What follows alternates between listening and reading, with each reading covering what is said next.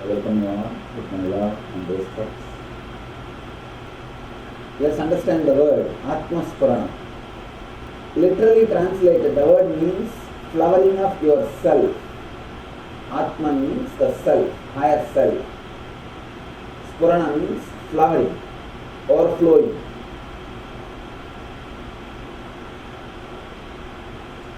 In every one of us, naturally our self is there, otherwise we will be dead, we will be gone. Just you being alive is a proof that you have self. The self exists in you. But it's not flowering. You don't feel constantly the flowering mood, or flowering attitude, or flowering being. Where is the problem? Where we need to work, what we need to do, is all about this 2 days workshop. 2 days will work only on this line. Understand, if you already did any of our programs, don't think it is going to be same. That's the first thing you need to understand. My first level programs like ASP, now we call it LBP, NSP, all these things are technique based. I give you some particular technique, you do the technique. And there are next level programs, Dhyana Spurana, DSP, Nithyanandam. All these programs are no technique based. They are no technique. LBP, NSP, all technique based. The DSP, Nithyanandam, all these things are no technique based. This program, Atma Spurana, is neither technique based nor no technique based.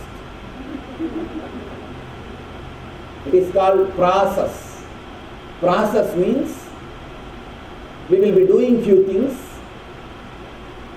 Understand? Technique means you will be taught something. You can do it here and you can do it in the home. No technique means you will be given an understanding. You will be just sitting without doing anything. You can be there the same way in the home also. But now, here neither you are going to be doing something which you can do it in the home, nor you are going to be keep quiet which you can do it in the home. Here, it's something like you and me, both of us are going to work together.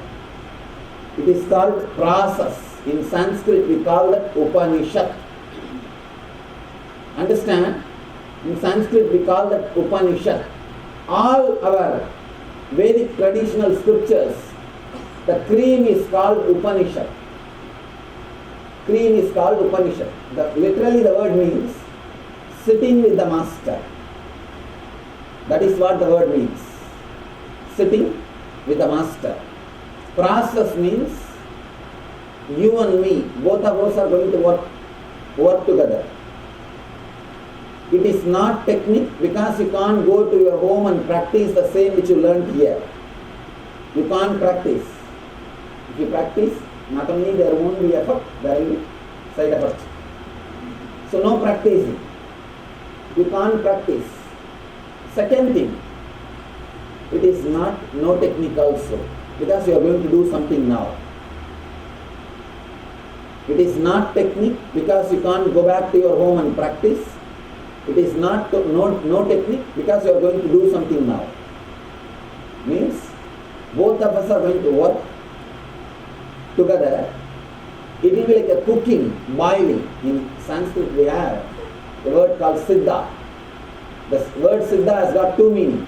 One, boiled, another one, enlightened. Both meanings are given to the same word. Now, you are going to be boiled. There is every possibility you can become enlightened. By tomorrow evening, let's hope at least you will become enlightened. Alright, hoping we can do all. Why should we few? It's like a process where you open yourself completely to the presence of the Master. Understand? With the technique, you need to do something. With no technique, you don't need to do anything. Here, with process, Even if you do or don't do, the work will start happening. Only thing you have to be here. You have 5 layers of conditioning. Yesterday night I was talking about that. We call that as a koshas, 5 sheep.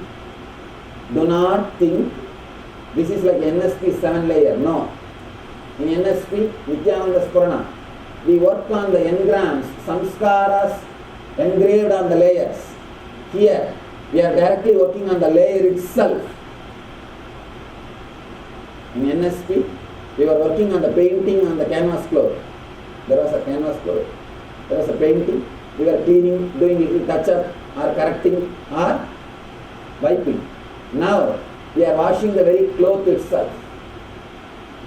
The very cloth itself. We are just cleaning the very layer itself. It is not that just we are touching the painting. Touching the painting is like touching the engram, samskaras. But we are working on the layer, the cloth itself, not just the painting. So understand, it's a very powerful method, sitting with the master, process. Basic requirement is you need to believe, trust I am enlightened. Otherwise you can't open up completely. So that's the basic requirement. And whether you directly believe it or not, let me tell you from my side, I have had the experience about which I am talking. I am very clear about what I am talking. So I give you once more an assurance, you can open up. Of course, now it is up to you. Second thing, decide very clearly, consciously you will open yourself. Means literally visualizing, you are like a completely open flower. Literally visualize and open yourself, all the 5 layers.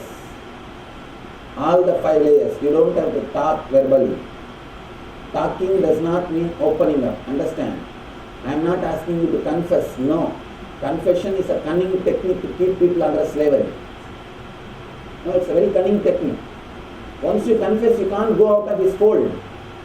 Because he knows everything about you. He knows everything about you. I am not asking you to confess. No need to verbalize.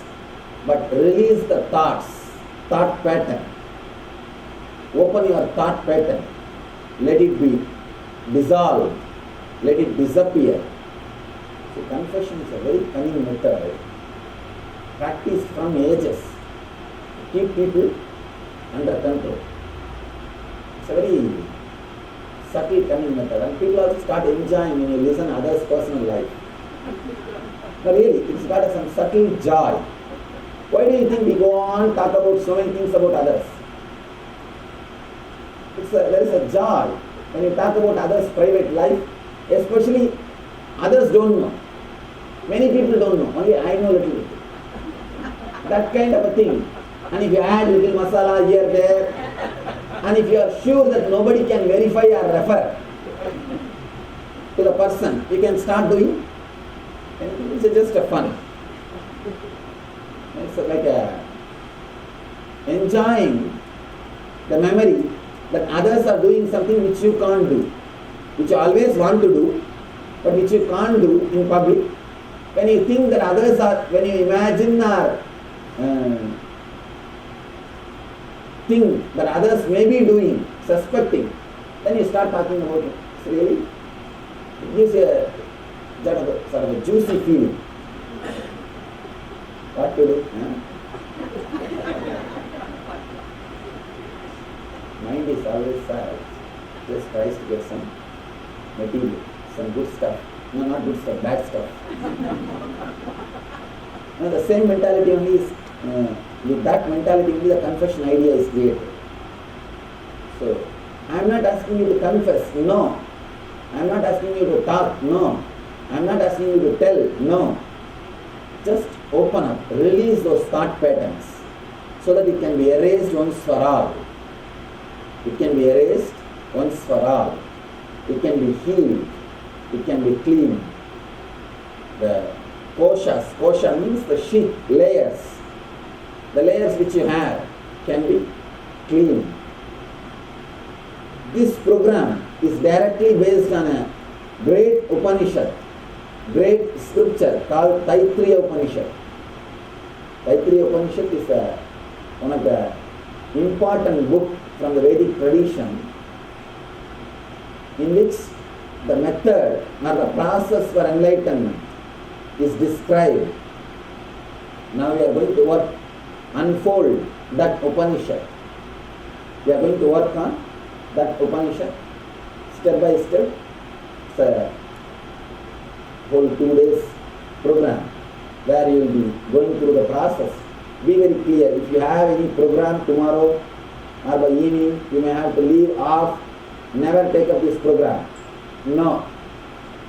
I want you to be completely inside till tomorrow evening. I end the workshop. Because it is a process. It is not just a technique. It is a process. It is a process. You need to completely go through. I can't send you back with 1 layer, 2 layer cleaned and 3 layers stuck. And you will go. If somebody asks, no, 2 layer, my layer was cleaned. And 3 layer next session when Swamiji comes, I will do. I can't afford to do that. And you can't be playing half-half. Please decide very clearly now itself.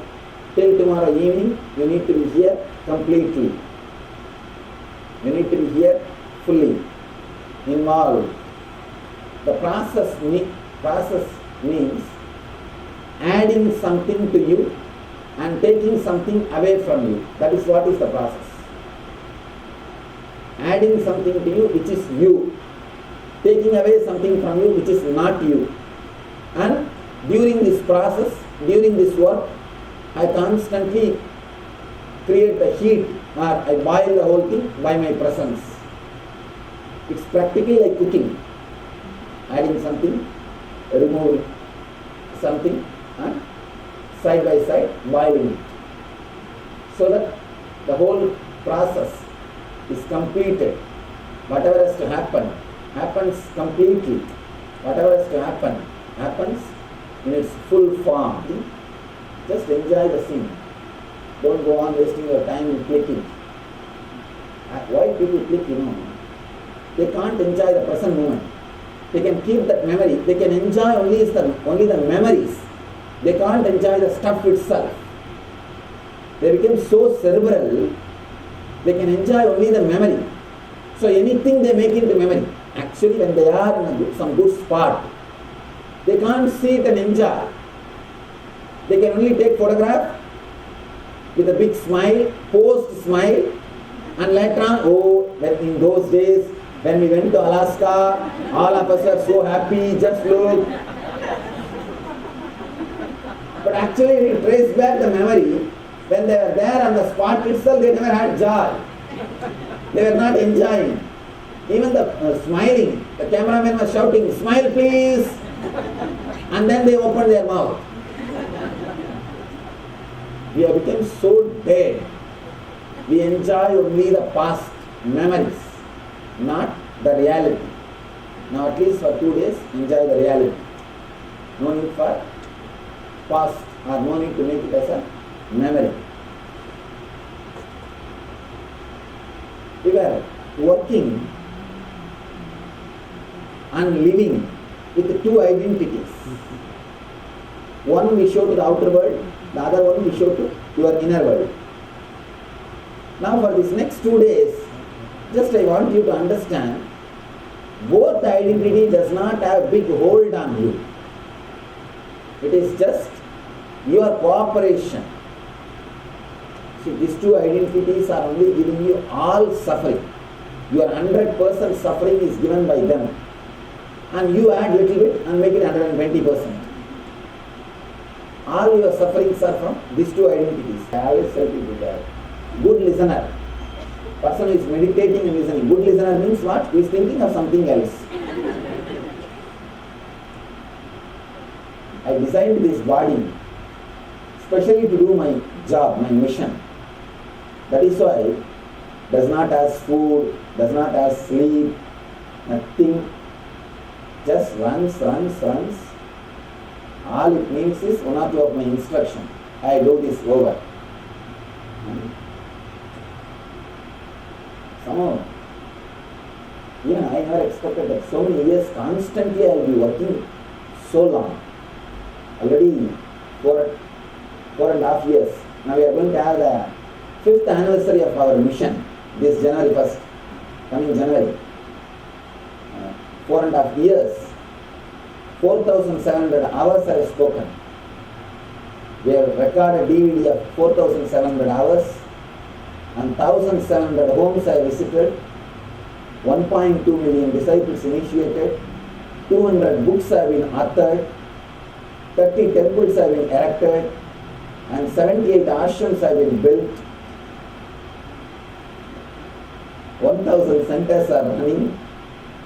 I never thought the body will run so much, but it is running. Because there is an automatic mechanism. Alright, now let you all understand this one thing. Let's work on these two identities. This is the first process. After this, we will enter into initiation. The first process. The Upanishad says, before sitting with the master, you are supposed to understand the futility of identity. See, all of you know the utility of your identity. Your utility of your identity is two things. One, your wealth. Second, your sufferings. These two are the results of your identity. Now, understand the futility of identity, uselessness of identity. For example, create a new crazy identity, new avatar. How you do in Yahoo? Like that, a new avatar. Just for 2 days, try to live with that identity sincerely. If you are male, decide to be female. If you are engineer, decide to be a lawyer. If you are a doctor, decide to be engineer. If you are a liar, become a doctor. Now just for 2 days. I am not saying more than that. I am not telling go back and start doing operation. Now just for 2 days. See, one important thing. Whenever you see a beautiful place, a lonely spot in the TV or photograph or in the movies, like a snow-covered mountain, vast ocean, or a beautiful hill, steep hill, you always feel you should be in that spot. You feel you should be in that place. But actually when you go there itself, you don't feel the joy. Why? Why? We always crave to be in that spot, but when we are there, we don't feel something big. Alright, safe, okay. Why? Understand, your craving or desire to be in that spot means the truth of the desire is actually you want to go to some place where you will not be identified, where you don't have to hold on to your identity for survival, where you will not be judged. When you see those spots in your mind, first thing you remember, first thing your inner unconscious remembers is, oh, that's a space where nobody will know me, where I don't need to keep my standards, where I don't need to be so-called decent, where nobody will notice me, where I will not be judged. Your desire or the deep yearning to go away somewhere where nobody will know you, where nobody knows your identity, where your identity is not judged, that only expresses as a desire for vacation. Understand?